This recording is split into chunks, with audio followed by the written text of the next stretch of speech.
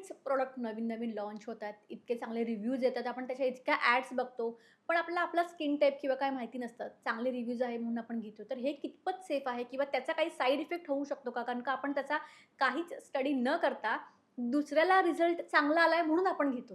तर हे योग्य आहे? तुम्हाला मी एक गंमत सांगतो. बरेचसे पेशंट्स ओ-पी-डीमध्ये येतात, पिगमेंटेशन घेऊन येतात. त्यांना आधी नसतं. हां. मग आम्ही त्यांना विचारतो, "काय लावलं होतं?"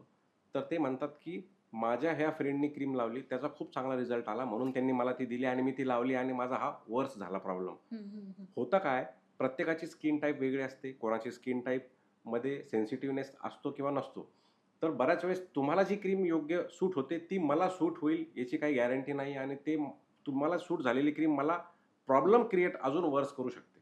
हं, हं, हं. म्हणून सनस्क्रीन आणि मॉइश्चरायझर सोडून ज्या काही तुमच्या पिगमेंटेशनच्या क्रीम्स असतात, वेगवेगळ्या सीरम्स असतात, वेगवेगळे फेस वॉश असतात.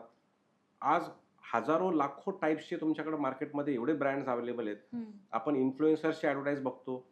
ते सगळं फिल्टर्स लावून तुम्हाला प्रोव्होक करतात आणि तुम्ही पटकन ते बाय करता. ऑफर्स असतात. तर त्यानंतर तुमचा स्किनचा प्रॉब्लेम वाढायला लागतो. तर मला असं वाटतं, की सनस्क्रीन आणि मॉइश्चरायझर सोडलं, तर जे काही तुम्हाला क्रीम्स किंवा अँटी एजिंग क्रीम्स आहेत, डिपिगमेंटिंग क्रीम्स आहेत, वेगवेगळ्या प्रकारचे सिरम्स आहेत, फेस वॉश आहेत, ते डॉक्टरांच्या सल्ल्याने तुम्ही घ्यायला पाहिजे.